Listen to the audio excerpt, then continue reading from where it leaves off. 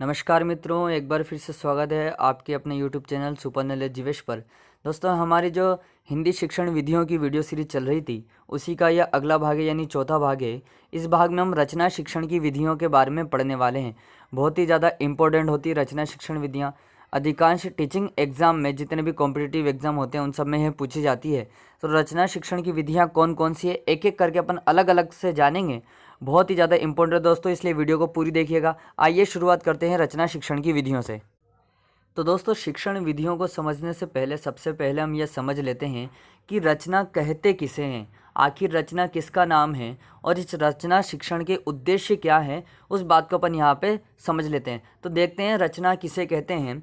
साधारण रूप से रचना का अर्थ निर्माण, बनावट, कृति, सजावट आदि से लिया जाता है।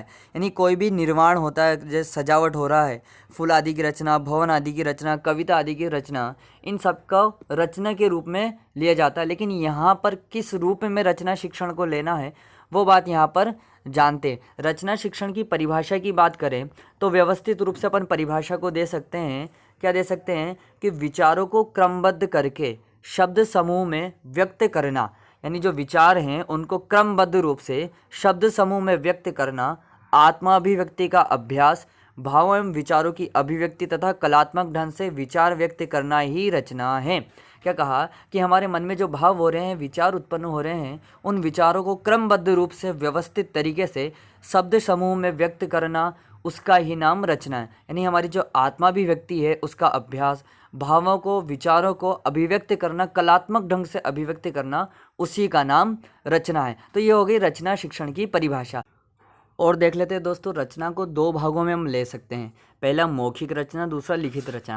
यानी रचना के दो प्रकार की होती है, पहला मौखिक, दूसरी लिखित। मौखिक रचना क्या होती है दोस्तों, हम अपने विचारों को, भावों को मौखिक रूप से जो व्यक्त करते हैं, यानी बिना लिखे व्यक्त जो करते हैं वो मौखिक रचना। जैसे एक छोटा सा उदाहरण देता हूँ, हम किसी को कहानी सुना रहे हैं तो उस कहानी को व्यवस्थित रूप से, यानी क्रमबद्ध रूप से उन शब्दों को पिरो करके व्यवस्थित रूप से जो व्यक्त करते हैं उसका नाम है मौखिक रचना। लिखित रचना, उसी कहानी को लिखित में व्यक्त कर देना व्यवस्थित रूप से, उसका नाम है लिखित रचना। तो ये इस प्रकार से रचना दो प्रकार की हो गई। हिंदी भाषा में पत्र, निबंध, रिपोर्ट, आत्मकथा, लेख, कहानी, जीवनी, संवाद इत्यादि की रचना होती है। यानी इन सब को मौखिक रूप से बोलना तो वो हो गई मौखिक रचना, और इन सब को लिखित रूप में व्यक्त करना तो वो हो गई लिखित रचना। ये रचना शिक्षण के दो प्रकार के भेद यहाँ पर बता दिए। अब देख लेते हैं दोस्तों, रचना शिक्षण के उद्देश्य कौन कौन से हैं वो हम यहाँ पर जान लेते हैं। रचना शिक्षण में उद्देश्य, यानी छात्रों को रचना शिक्षण का उद्देश्य क्यों दिया जाता है, उसके उद्देश्य क्या हैं, वो बात यहाँ पर बताइए। देख लेते हैं दोस्तों, छात्रों में अपने विचार व्यक्त करने की क्षमता उत्पन्न करना। सबसे पहला उद्देश्य, छात्र अपने विचारों को, भावों को व्यक्त कर सके, चाहे मौखिक रूप में चाहे लिखित रूप में व्यक्त करने की क्षमता रचना शिक्षण का मुख्य उद्देश्य है। दूसरा देख लेते हैं, छात्रों की विचार शक्ति तथा निरीक्षण शक्ति का विकास करना, रचना कला में निपुण करना। कौन सा उद्देश्य, रचना कला में निपुण करना। छात्रों को कविता आदि में निपुण करना, कविता आदि की रचना में, निबंध आदि की रचना में निपुण करना, यानी कोई भी कला हो उसमें उनको निपुण करना रचना कला का उद्देश्य। विभिन्न शैलियों में अपने विचार रखने की सामर्थ्य, यानी चाहे निबंध शैली हो, व्याख्यान शैली हो, कथानक शैली हो, इन विभिन्न शैलियों में अपने विचार रखने की सामर्थ्य भी रचना श्रेणी का मुख्य उद्देश्य है। और भी इसके उद्देश्य देख लेते हैं दोस्तों, व्यवहारिक ज्ञान तथा अनुभव के आधार पर घटनाओं को, कथाओं को संक्षेप में या छोटी सूत्रात्मक बात को विस्तृत करने की सामर्थ्य उत्पन्न करना। यानी अपने व्यवहारिक ज्ञान, अनुभव के आधार पर जो बड़ी बड़ी कथाएं हैं, घटनाएं हैं, उनको संक्षेप में या छोटे रूप में बता देना, सूत्रात्मक बात को या विस्तृत करने की सामर्थ्य रखना, ये इसका मुख्य उद्देश्य होता है। यानी जैसे एक छोटा सा उदाहरण देता हूँ, कोई बहुत बड़ी कहानी है, उस बड़ी कहानी को संक्षेप में बता देना, संक्षेप में उसकी रचना कर देना, या फिर कोई सूत्रात्मक रूप से बात है तो उस बात का विस्तार कर देना, व्याख्या कर देना, ये भी रचना शिक्षण का मूल उद्देश्य होता है। मुख्य उद्देश्य, वे साहित्य के सृजन में स्वयं भी योगदान दे सकते हैं। यानी इसका मुख्य उद्देश्य यह है कि अगर छात्रों को, विद्यार्थियों को रचना शिक्षण का ज्ञान हो जाए तो साहित्य के सृजन में वे स्वयं भी योगदान दे सकते हैं। नवीन साहित्य की रचना करके वे स्वयं भी साहित्य में योगदान दे सकते हैं। तो ये हो गई रचना शिक्षण के उद्देश्य। तो इस प्रकार से हमने रचना शिक्षण के उद्देश्य जान लिए। अब अपन आते हैं अपने मूल विषय पर, जो है रचना शिक्षण की विधियाँ। रचना शिक्षण की विधियाँ कौन कौन सी है वो यहाँ पर अपन समझ लेते हैं। दोस्तों, रीट के जितने भी एग्ज़ाम होते हैं उन सभी एग्ज़ाम में इसमें से प्रश्न पूछा जाता है। तो रचना शिक्षण की विधियाँ कौन कौन सी है वो यहाँ पर देख लेते हैं। देख लीजिए, रचना शिक्षण की 5 विधियाँ हैं। पहली प्रश्नोत्तर विधि, चित्र वर्णन विधि, देखो और कहो विधि, रूपरेखा विधि और खेल विधि। बहुत सरल है दोस्तों, नाम से स्पष्ट है। प्रश्न और उत्तर विधि, इन सब के बारे में अपन अलग अलग एक एक करके यहाँ पर पढ़ने वाले हैं। प्रश्नोत्तर, चित्र वर्णन, देखो और कहो, रूपरेखा और खेल विधि। तो चलिए दोस्तों, अब अपन इनके बारे में अलग अलग समझ लेते हैं कि इन विधियों में अलग अलग क्या। तो दोस्तों, पहली विधि है प्रश्नोत्तर विधि। कौन सी विधि है? प्रश्नोत्तर विधि। नाम से स्पष्ट है, प्रश्न और उत्तर विधि। यानी इसमें क्या होता है कि अध्यापक छात्रों से सर्वाधिक प्रश्न पूछता है और जो छात्र होते हैं क्रम से उन प्रश्नों के उत्तर देते हैं। प्रश्न उसी विषय से संबंधित होते हैं जिस विषय पर अध्यापक को रचना करवानी होती है। यानी इसमें प्रश्न उत्तर की विधि चलती रहती है। अध्यापक प्रश्न करता है, विद्यार्थी उसका उत्तर देते हैं।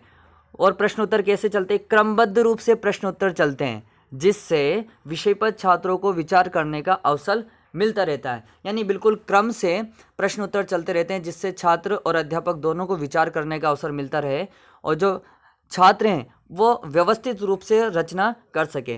प्रश्नोत्तर विधि को सर्वोत्कृष्ट विधि भी कहा गया है। यानी रचना शिक्षण की विधि है, उसमें प्रश्नोत्तर विधि सर्वोत्कृष्ट विधि है। और प्रश्नोत्तर विधि में और क्या है? छात्र और अध्यापक दोनों सक्रिय होते हैं। दोस्तों, इस विधि में क्या होता है, जब अध्यापक प्रश्न करते हैं और छात्र उत्तर देते हैं तो इस क्रिया के अंत तक छात्र और अध्यापक दोनों सक्रिय होते हैं। किसी भी स्तर पर इस विधि का प्रयोग किया जा सकता है, चाहे वो प्राथमिक विधि हो, माध्यमिक विधि हो या उच्चतर विधि हो। सभी स्तर पर इस विधि का प्रयोग किया जा सकता है। तो ये अपनी पहली विधि हुई प्रश्नोत्तर विधि। इसमें प्रश्न और उत्तर का आदान प्रदान होता है और क्रमबद्ध रूप से अध्यापक छात्रों से प्रश्न करता है। तो ये पहली विधि हो गई प्रश्नोत्तर विधि। दूसरी विधि देख लेते हैं दोस्तों। दूसरी विधि है चित्र वर्णन विधि। कौन सी विधि है? चित्र वर्णन विधि। बहुत सरल विधि है दोस्तों।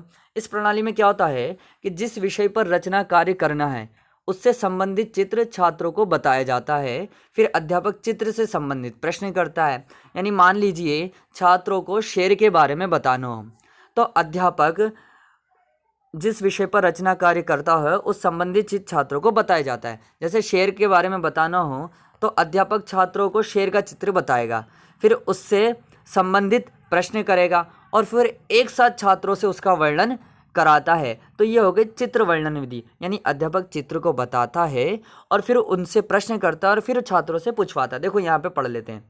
फिर छात्रों को चित्र का वर्णन करने को कहा जाता है। इसमें बालक अंत तक क्रियाशील रहता है। सभी स्तर पर यह विधि सर्वोत्तम है। चित्र वर्णन विधि क्लियर हो गई। इस विधि में दोस्तों इतना सा है, ज़्यादा लोड लेने की ज़रूरत नहीं है।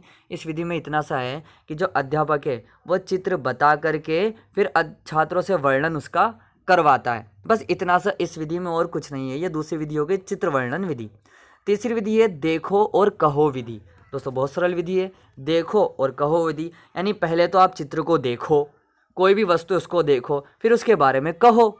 इसका नाम है देखो और कहो विधि। इसमें अध्यापक छात्रों को कोई वस्तु दिखाकर उसके बारे में कुछ मौखिक रूप से या लिखित रूप से रचना करने को कहते हैं। मान लीजिए है आपसे गांधी जी के बारे में पूछना है, यानी छात्रों को गांधी जी के बारे में पूछना है छात्रों से, तो अध्यापक क्या करेगा? गांधी जी के समक्ष कोई भी वस्तु या गांधी जी से संबंधित कोई वस्तु रख देगा और फिर उससे मौखिक रूप से या लिखित रूप से उन छात्रों से रचना करवाएगा। मान लीजिए इंद्रधनुष अध्यापक ने छात्रों को दिखाया और कहा कि इस पर आप रचना करिए। तो कहीं विद्यार्थी इंद्रधनुष के बारे में कविता बनाएंगे, कहीं उस पर निबंध लिख सकते हैं, कहीं उस पर कविताओं की रचना कर सकते हैं।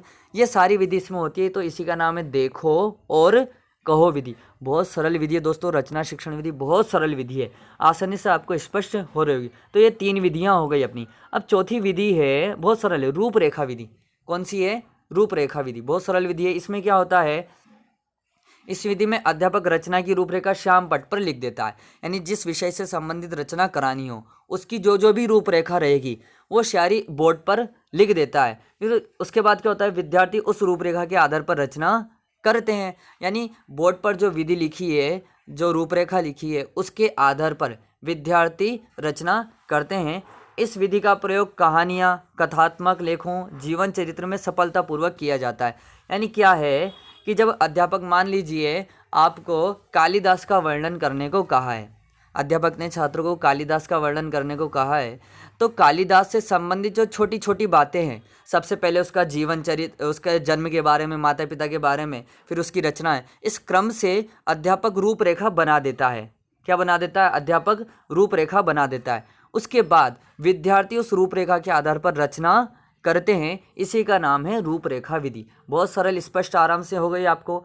पांचवी और अंतिम विधि है खेल विधि। दोस्तों बहुत सरल विधि है, इसमें छोटे छोटे बच्चे खेल खेल में रचना करना सीख जाते हैं। इस विधि को किंडरगार्टन विधि भी कहा जाता है। इस विधि में कई प्रकार के शिक्षण यंत्रों के प्रयोग किए जाते हैं। आपने देखा होगा जो छोटे बच्चों के स्कूल होते हैं, वहाँ पर कहीं झूले होते हैं या कहीं और सारी क्रियाएं होती हैं, तो इन छोटे छोटे बच्चे इसमें रचना करना सीख जाते हैं, इसी का नाम है खेल विधि। तो दोस्तों इस प्रकार से ये रचना शिक्षण की हमने 5 विधियां यहाँ पर पढ़ ली। रचना शिक्षण की परिभाषा, रचना शिक्षण के उद्देश्य, रचना शिक्षण की विधियां कौन कौन सी है वो हमने यहाँ पर जान लिया, और सारी विधियों के बारे में हमने अलग अलग पढ़ लिया। प्रश्नोत्तर, चित्र, देखो और कहो, रूपरेखा और खेल विधि, ये 5 विधियों के बारे में हमने जाना। दोस्तों अगर आपको वीडियो पसंद आई है तो वीडियो को लाइक कर लीजिए, चैनल को सब्सक्राइब कर लीजिए और वीडियो को शेयर कर लीजिए ताकि और लोगों को इसका लाभ मिल सके। Thank you.